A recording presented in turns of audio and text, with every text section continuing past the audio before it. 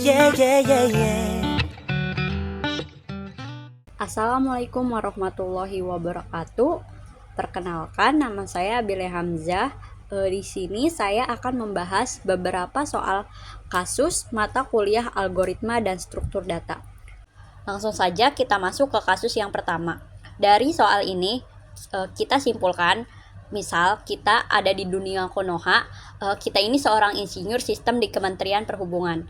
Hari itu ada orang yang bernama Shivi mengirim pesan kepada Argi bahwa dia ini menunggu di kota N. Tapi Argi berada di kota A. Tapi Argi ini pengen nyari rute tercepat untuk ketemu dengan Shiva di kota N. Tantangan kita di sini ini untuk menavigasi melalui banyak kota dan jalan dengan panjang yang bervariasi. Di sini Argi ingin memilih jalur yang paling pendek biar tidak membuat Shivi menunggu lebih lama. Kita akan membantu Argi menemukan jalur terpendek dari kota A ke kota N menggunakan graf kota dan jalan yang tersedia. Untuk membantu Argi menemukan jalur terpendek dari kota A ke kota N, yang pertama langkahnya kita inisialisasi. Tetapkan jarak awal ke semua simpul ini sebagai tahingga, kecuali simpul awal A yang ditetapkan ke 0.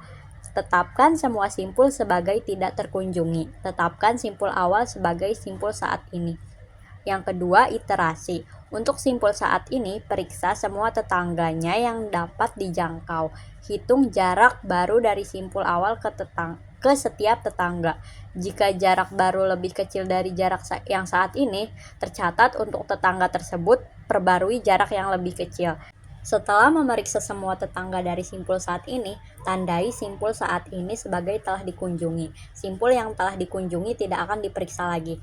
Yang ketiga, pilih simpul tidak terkunjungi dengan jarak terkecil sebagai simpul saat ini dan ulangi langkah kedua sampai semua simpul telah dikunjungi atau jarak terkecil ke simpul tujuan N telah ditemukan. Yang keempat, rekonstruksi jalur terpendek dengan melacak kembali dari simpul tujuan N ke simpul awal A menggunakan data jarak yang diperbarui. 1. Inisialisasi jarak. Kita tahu tadi jarak ke A itu sama dengan 0 dan jarak ke lainnya itu tahingga. Kita iterasikan dari A, periksa tetangga B itu sama dengan 7, tetangga yang C itu sama dengan 6, dan yang D itu jaraknya 4.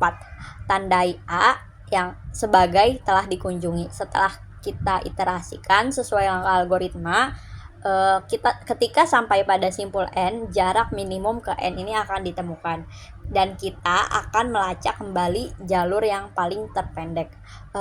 Kita akan hitung langkah demi langkah pada graf yang sudah diberikan ini. Dari kota A ke B ini sama dengan 7, A ke C ini sama dengan 6, A ke D ini sama dengan 4. Pilih simpul dengan jarak yang terkecil belum dikunjungi.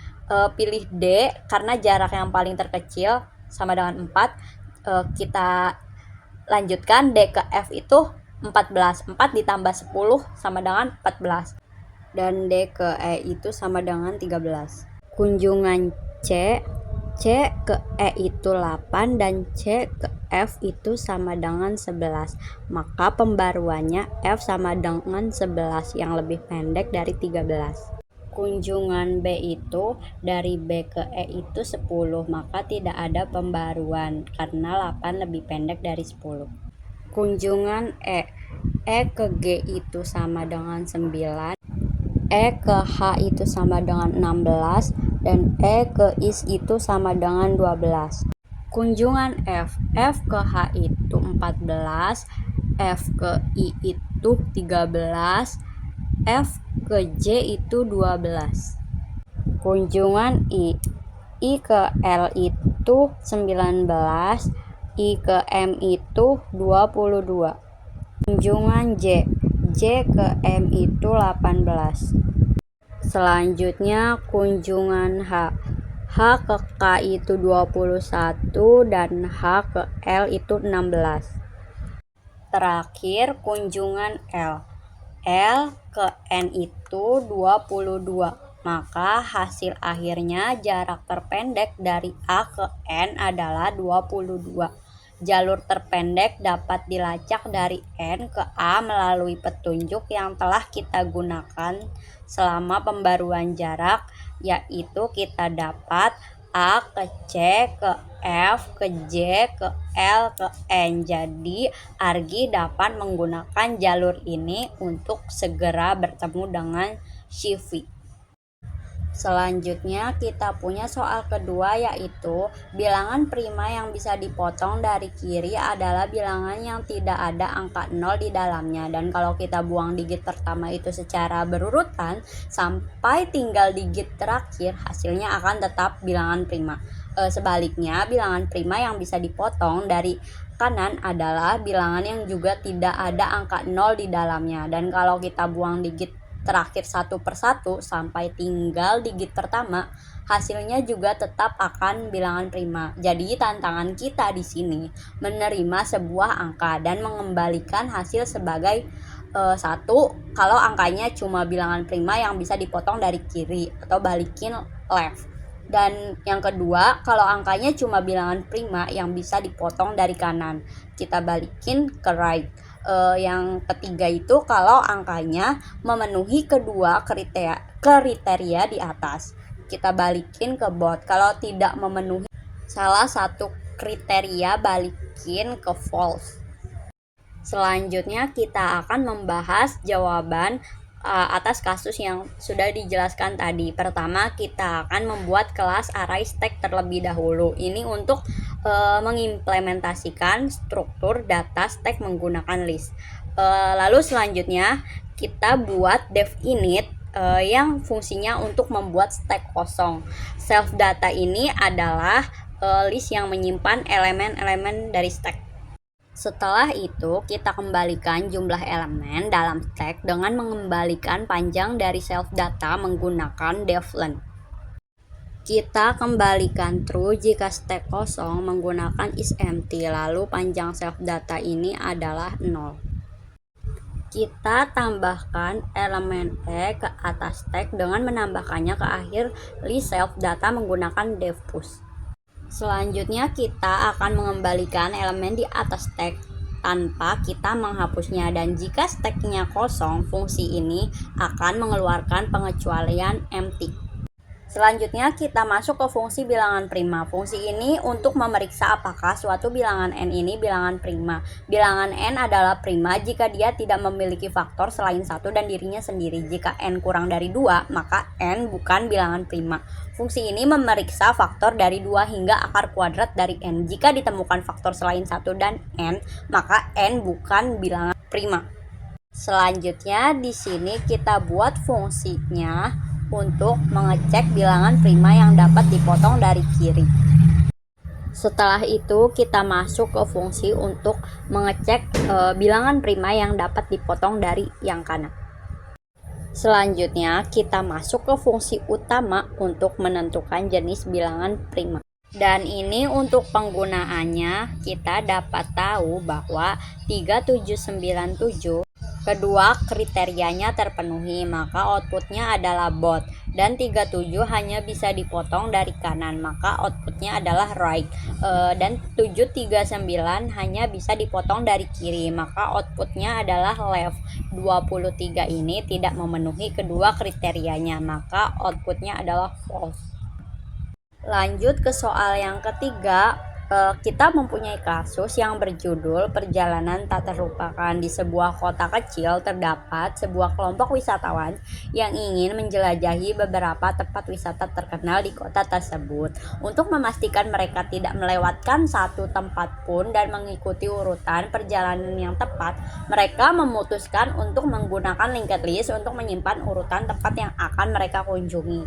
Setiap tempat wisata diwakili oleh sebuah node dalam linked list yang berisi informasi tentang nama tempat dan jarak ke tempat wisata berikutnya. Ketika mereka mengunjungi sebuah tempat wisata, mereka akan mencatat jarak total yang telah mereka tempuh. Dan ini daftar tempat wisata yang akan mereka kunjungi dalam urutan yang telah ditentukan. Tantangan kita membantu kelompok wisatawan tersebut dengan menuliskan sebuah program dalam bahasa Python yang menggunakan linked list untuk menyimpan urutan tempat wisata dan menghitung jarak total yang akan mereka tempuh. Selanjutnya kita akan menjawab kasus yang sudah kita jelaskan tadi.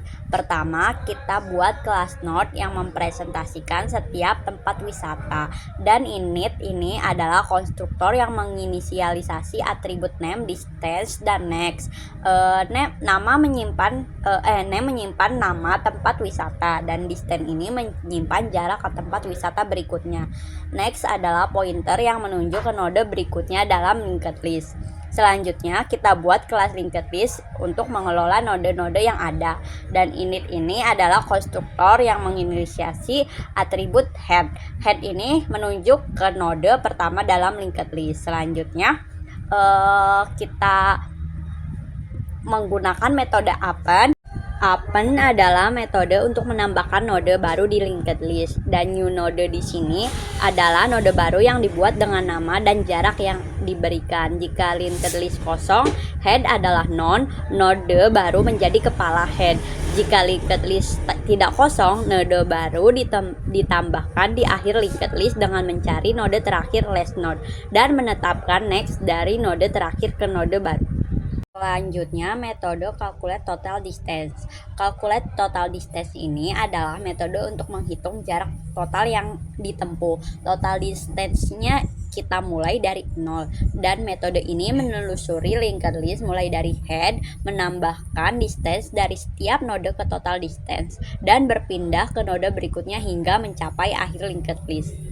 Dan metode print itinerary adalah metode untuk mencetak urutan tempat wisata beserta jaraknya. Metode ini menelusuri linked list mulai dari head dan mencetak nama dan jarak ke tempat berikutnya dari setiap node hingga mencapai akhir linked list.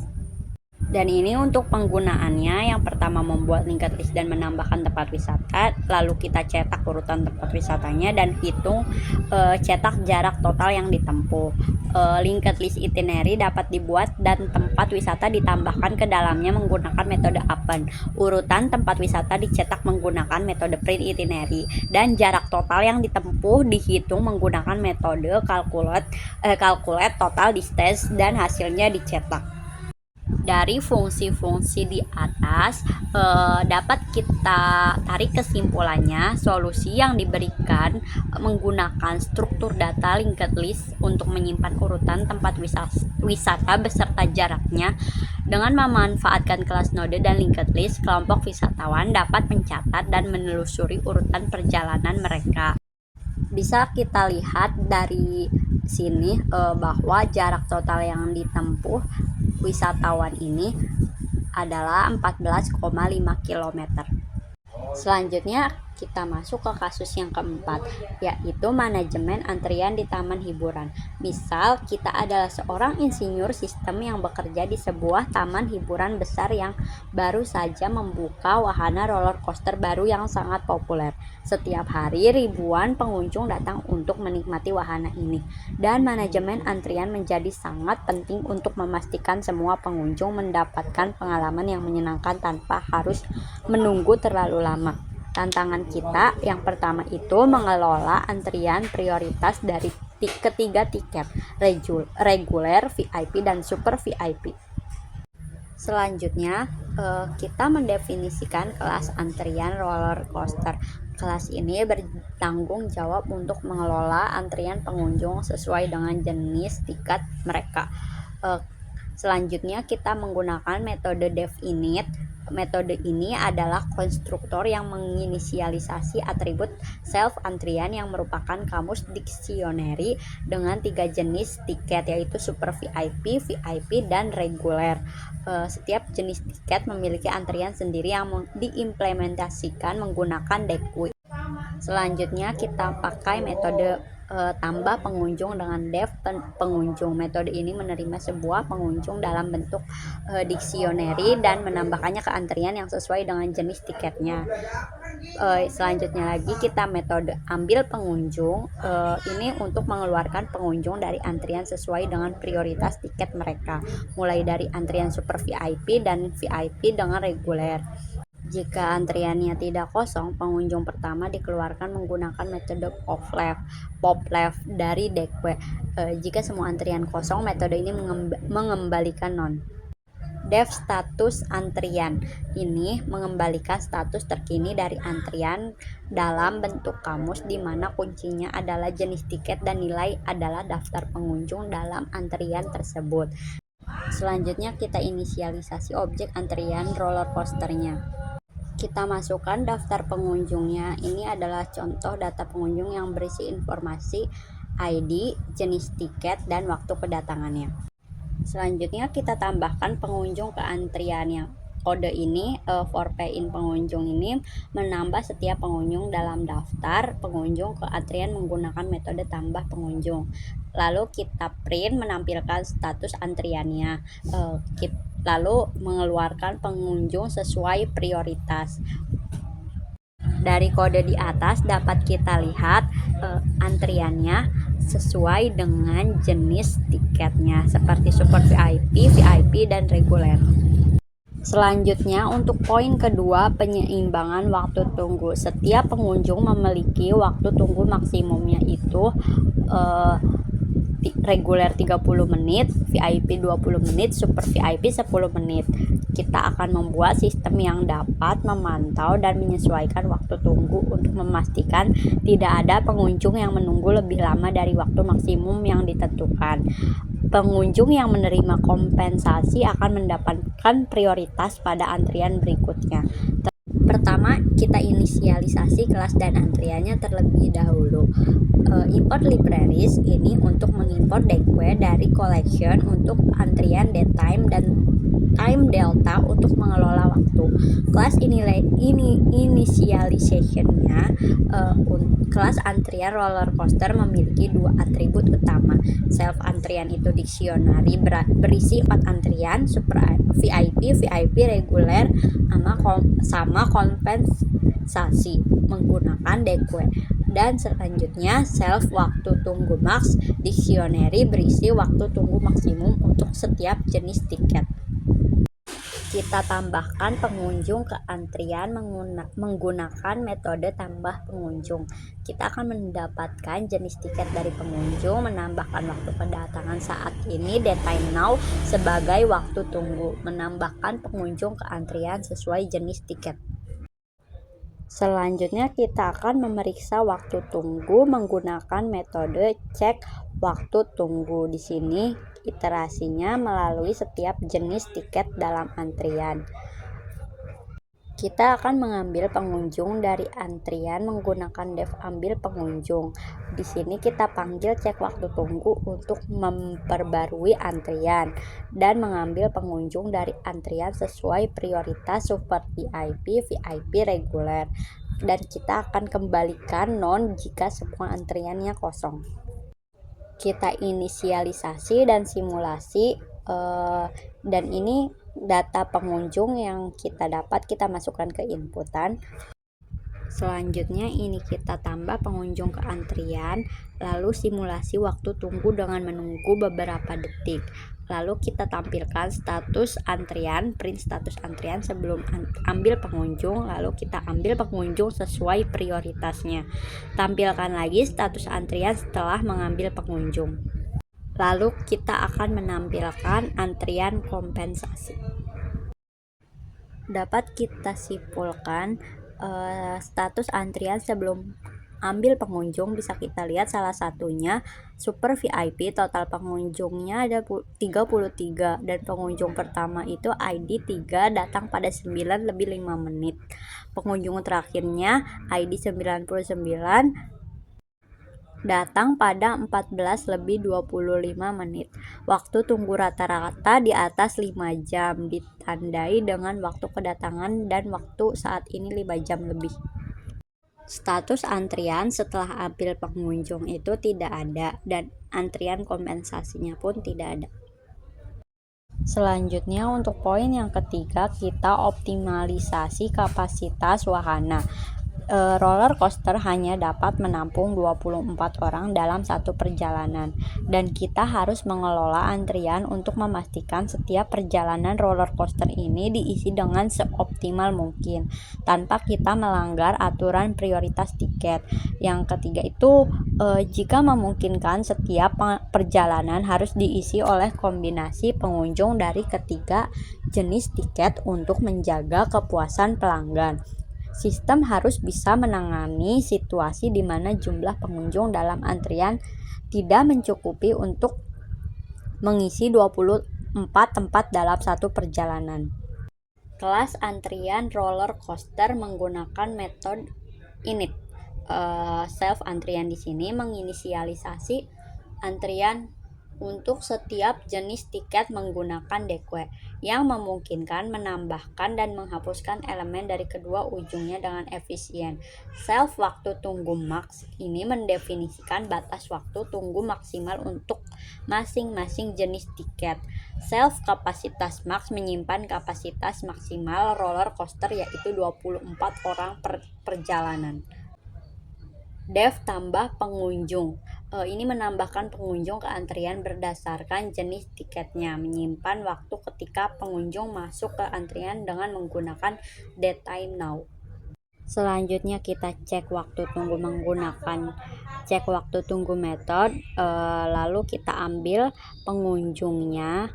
Setelah itu optimalisasi perjalanannya dengan mengambil penumpang hingga kapasitas maksimal, dan jika tidak ada pengunjung yang tersisa untuk diambil itu menggunakan if all and self antrian tiket.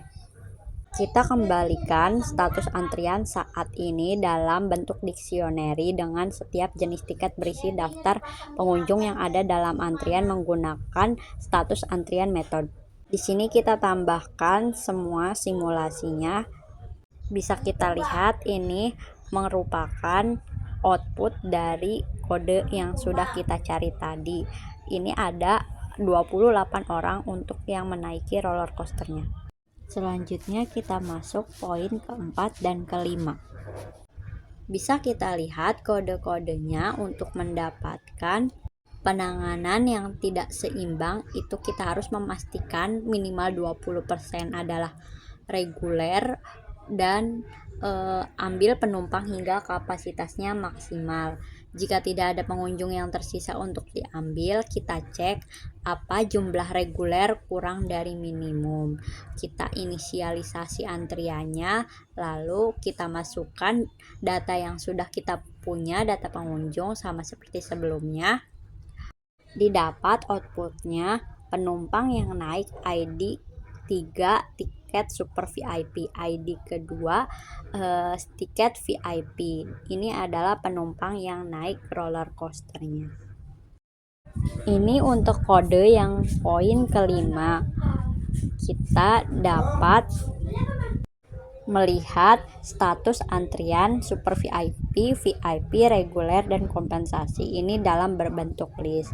Penumpang yang naik ada 5, ID 3 tiket super VIP, ID 6 tiket super VIP, ID 9 tiket super VIP, ID 12 tiket super VIP, dan ID 15 tiket super VIP.